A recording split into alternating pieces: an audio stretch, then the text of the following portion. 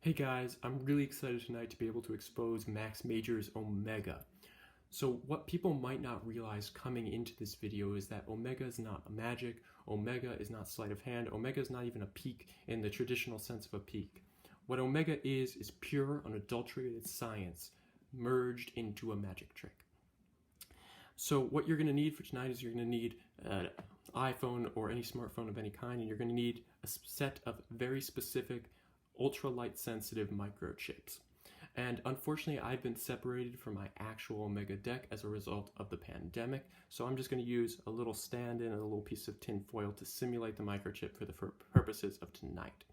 So the first thing you need to know is that each microchip corresponds to an individual card.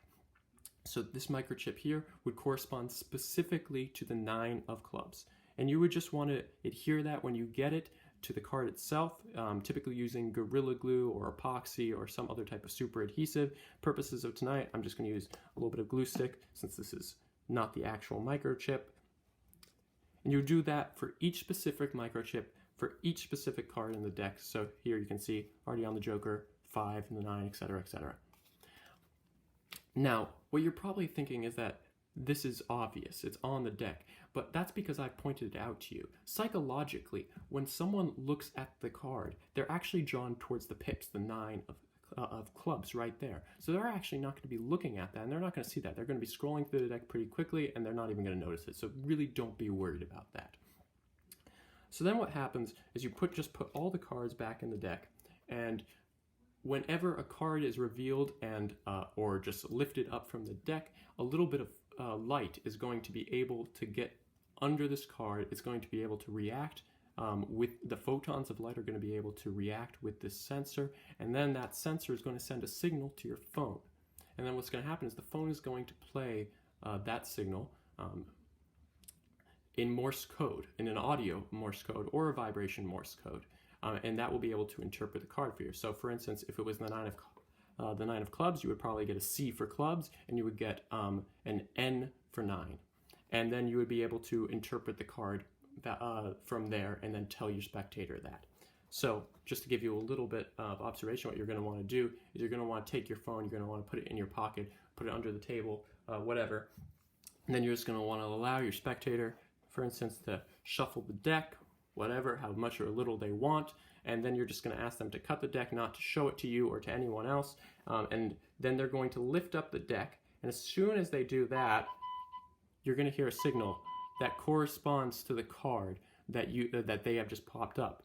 Now, you're probably thinking that the spectator is going to be suspicious of that audio, and that's not necessarily true. It's really not true, because spectators are really concerned with the magician's hands and the magician's eyes, what they can see and what they can touch and what they can do. They're not really concerned about what the magician is hearing or any sounds in the environment. And even if they are, you can really just distract them by saying, you know, I was just texting with my mom earlier. I suddenly stopped texting with her, and she must be really concerned about me, and she must just be blasting my phone with texts.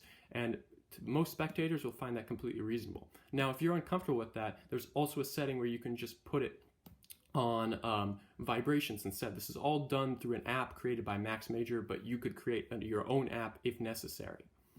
The only other thing that I get asked about a lot is that when you're shuffling the deck, these the cards on the bottom and other cards might be exposed to light and thus emitting other signals. And that's fine, because while you're allowing them to shuffle the cards, you just turn the sound on your phone into the off position, and then so there's no sound emitted. And then once they're done shuffling, once the last sound has been technically emitted from the bottom card, you just turn the audio back on, and the second they cut, the next card that they cut to is going to send the last signal, and that's going to be, you're going to know from that signal what the card is.